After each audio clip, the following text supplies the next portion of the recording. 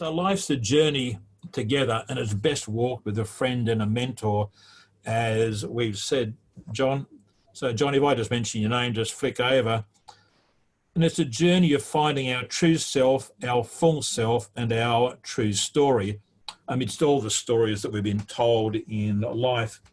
I should say, as I begin, I also want to acknowledge Dr. Francine Hemingway, a clinical psychologist. I work with Francine quite a deal in putting this work together. So thank you, Francine. Now, you might be thinking story and storytelling, isn't that all fiction?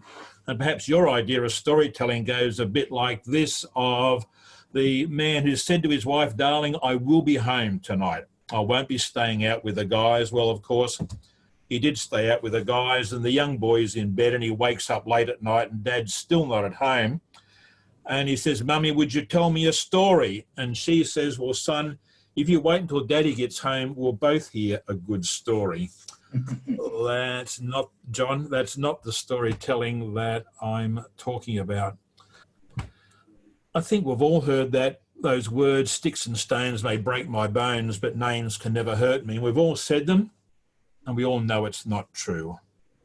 Because words and names and these definitions do hurt, and they can leave a lasting impression, a lasting wound, and indeed a lasting definition on our life that is seemingly a never-ending story.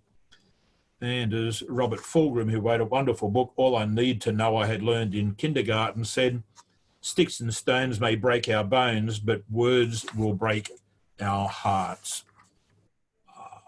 People are realising the importance of storytelling and recovering from trauma. And I guess we've all heard of narrative therapy.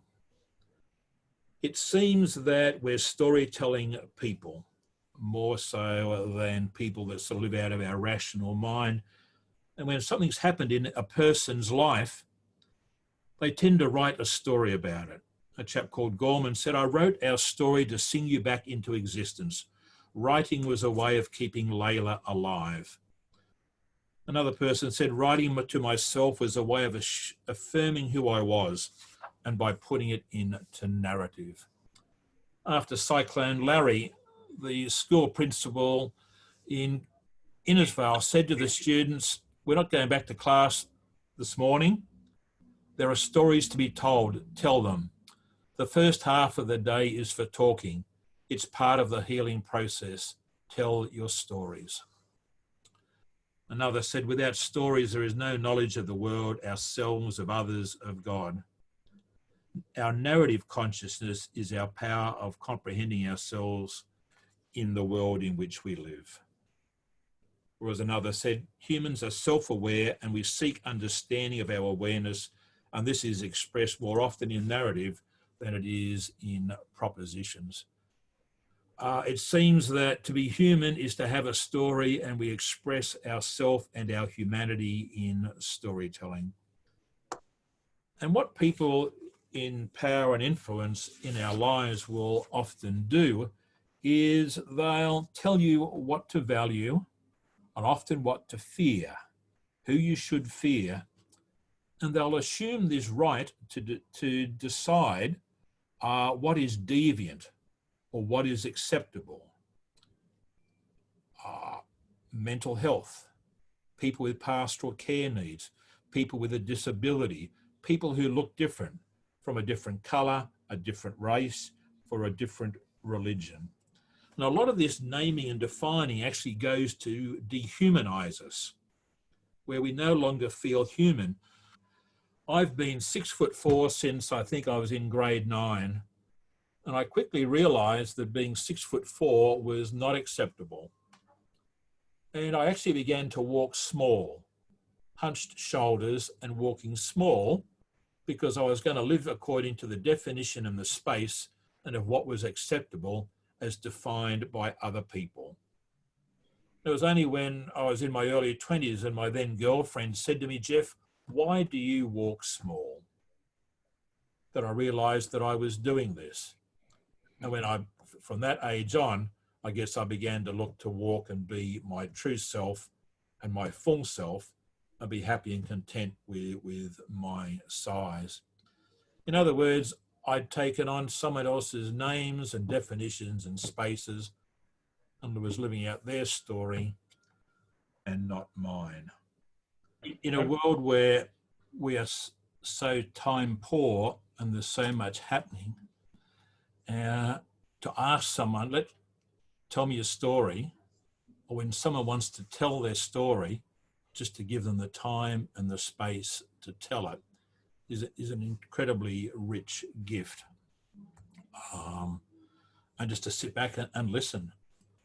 We've just taken on, or if you like, we're just living in these boxes that are defined by the names and the definitions and the spaces that others have given to us. And as pretty as they might be, and as big or as small as they might be, they can act like prisons.